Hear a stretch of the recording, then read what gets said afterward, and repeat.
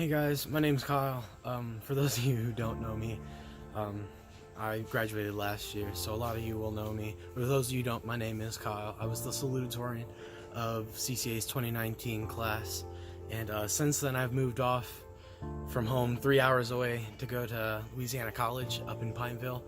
It's around Alexandria, if you don't know where Pineville is, but you know where Alexandria is. I just wanted to come tell you my story about what's happened since I've left school. It's just such a great, explanation or, story of how God provides for those that are in His will. But to understand how that affects now, got to figure out when I, really tuned in there. And back in 8th grade was when I first thought about what happens when I finish high school. Up until then, I just been, it's just do school, and when it's over, it's over. But it was in 8th grade that someone really got me thinking about what comes after high school. And I was like, I don't know. I said, I'll just, I was like, I was smart enough, I'll just figure it out when I get there. But be honest, I was still kind of worried, uncertain about what was gonna happen. I was thinking, whichever college would give me the most scholarship, I would just go to. That ended up not being the case, because when I was in 9th grade, I decided to go to the commencement ceremony. That was the class of 2016, I believe. And the keynote speaker of the graduation there was Dr. Rick Brewer. He's the president of Louisiana College, and he spoke. And it wasn't anything that he said, but it was just something that confirmed to me that I was going to LC. It can't be reasoned. There was no reason for it. It was just, yeah, that's where I'm going. And when I decided to tell my mom, she was noticeably, understandably, not the happiest, because it's a pretty hefty price tag. It's like $24,000 a year to go there, which is a lot. But I told her, I said, Mom, well, if this is God's will, He'll provide. And after I figured out I was going to LC, one of the things that I needed to figure out was, okay, well, now what am I going to do? I know where I'm going, but I don't know what I'm going to study, what I'm going to do with my life. And this was something that was solved relatively easily. I served on the chapel band from my 9th to my 12th grade year. Loved playing for you guys in chapel. But one Monday morning, it was just so clear to me. I was playing, I was singing, and some assurance just came over me at that moment that was what I was going to do for the rest of my life. And so I started looking into LC's worship leadership program, which is what I am studying right now in college. And that's been the direction I've been taking ever since. But that's more of what happened when I was in high school. What does it have to do with what I'm doing now, or what's going on in my life right now, or what I said at the beginning, how God provides for those that are in His will? Well, for one, my school is paid for, plus more. That $24,000 in tuition and fees just kind of went away in like scholarships that I got drowned out in. At the end of 4 years, my scholarships, if they all stay, will have totaled over $100,000 total, which is absolutely amazing. And I can't thank anyone but God. I can't even thank myself. It's just God who's brought all that money my way, and there's nothing I can do but thank Him for that. I actually got the opportunity because I still have money left over. For those of you that could figure out that I did have money left over, I do. I have money left over, and with that I was able to send my sister to New York for her 13th birthday so that she wouldn't miss it, because my brother was performing in New York. So it's just things like that just kind of give me joy. And like I said, God's the only reason it happened. It's not me or anything like that. Another thing that happened was when I moved there, I don't have a car. I didn't have a car, and I still, as of this moment, don't have a car or any transportation. I don't even have a bike. And I was really worried about where I was going to go to church. I was, really concerned about getting a friend with a car and hoping that they went to church and all that kind of stuff. Well, with the way that things worked out, there's a church within walking distance of LC's campus. Like, I could walk from one end of the boulevard to the other end of the boulevard, and by the time I had finished that, I'd probably passed the church twice. It's really that close. And it was just amazing that not only was I able to go there, but I instantly plugged in I really got connected with the people there. I even got the opportunity to serve on their choir.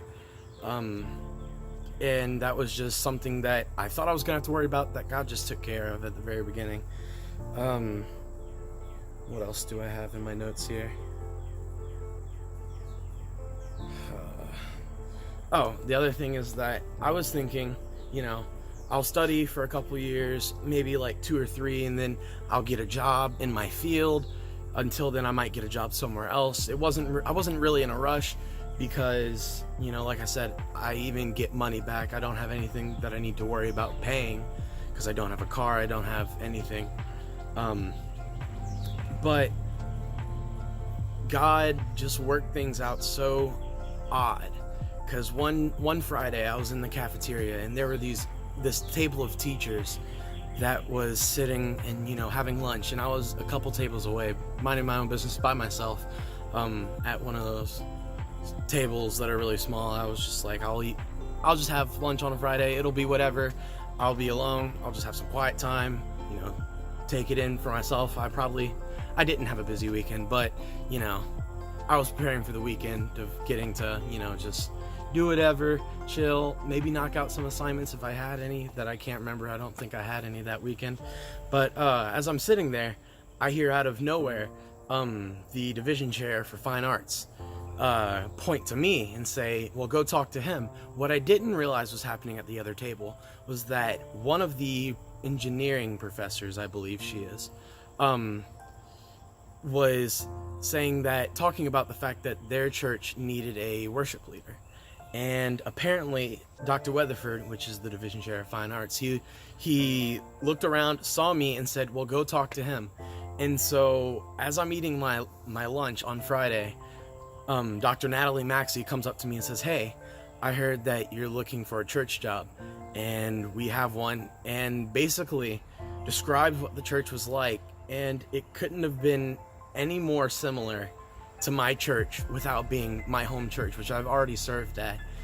And so, they were like, the population is yada yada yada and whatnot, and it just all matched what I'm used to serving in front of, and that just made that whole transition a lot easier for me, because I'm not the kind of person to just jump into some new things. I like a little bit of transition period, and that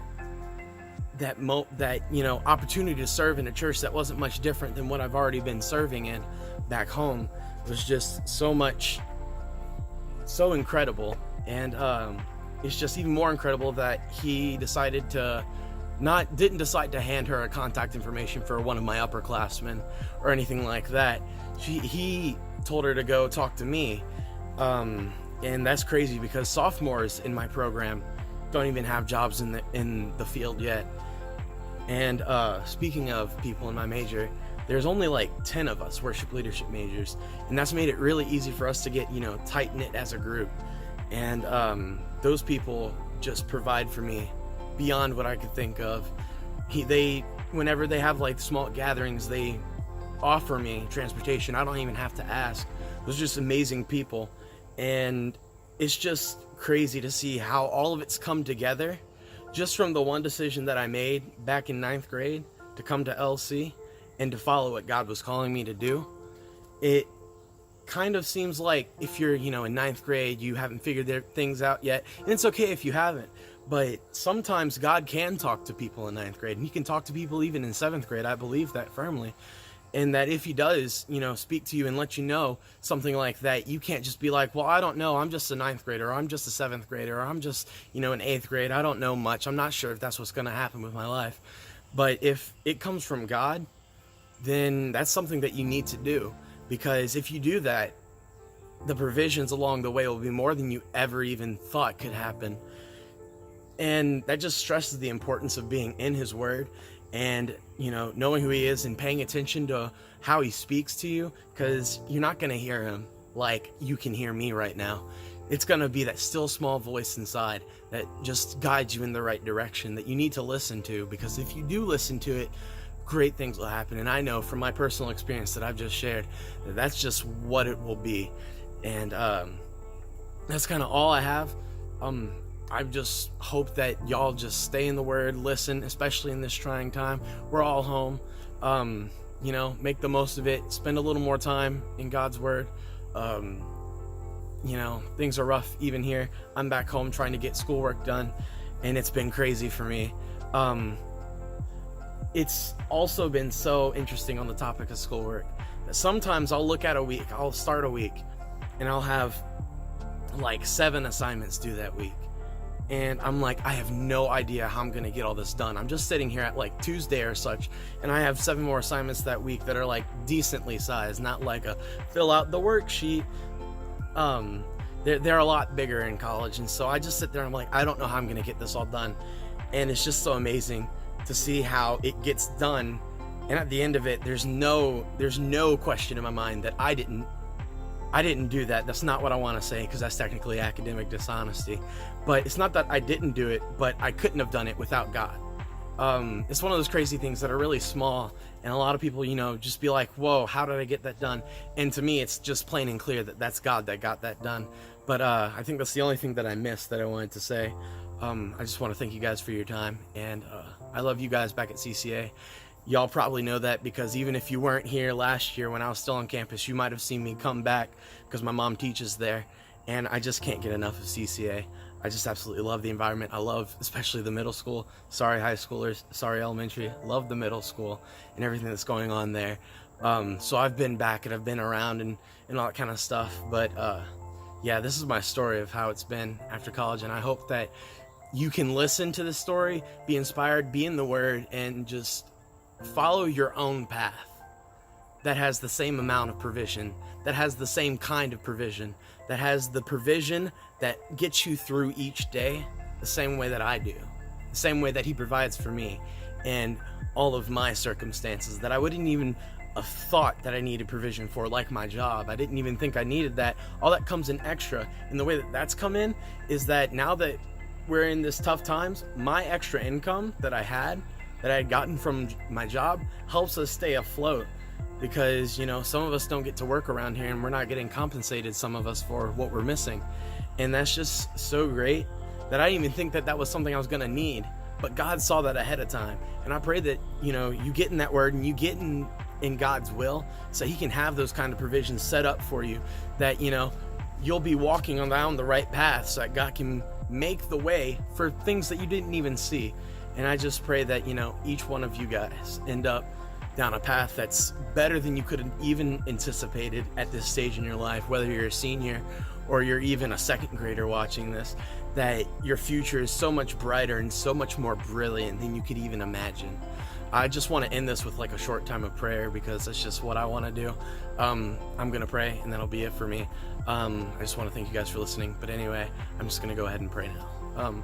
God, I just want to thank you for the opportunities and the provisions that you've given me, Lord. I just pray that each person that hears this, that sees this, that they just feel that they need you, and that they need to be in your word, or they need to be in your will, whatever the case may be for them, Lord. I pray that they just do what they need in their business with you, Lord, that they just do business with you, Lord, that whatever they need to do or whatever path they need to go down, that you just guide them down that path, be it even if they're in 6th grade, that they just walk down the path that's right for them, Lord, that you just kind of guide them, that they're listening. Lord, I just pray that everyone ends up going through this time, that we just end up on the other side better than we thought that we were gonna be, or better than we thought anything was gonna be, Lord, that we just end out maybe even better than we were before all this mess started, Lord. I just pray that, your endless provision just does what it does. And if anything were to go wrong by our standards, Lord, I pray that you show us and give us the peace that it's in your will, Lord, and that you can even use that for good, even though we see it as bad, Lord. And I just pray for every situation that is different, and every family and everything around here, Lord. I just pray that it all gets taken underneath your peace, and everyone has that peace that surpasses their understanding, and they just feel your presence, and they know your will for their lives, Lord. And I pray that as they go out, they do amazing things for your kingdom. And I pray these things in your name. Amen.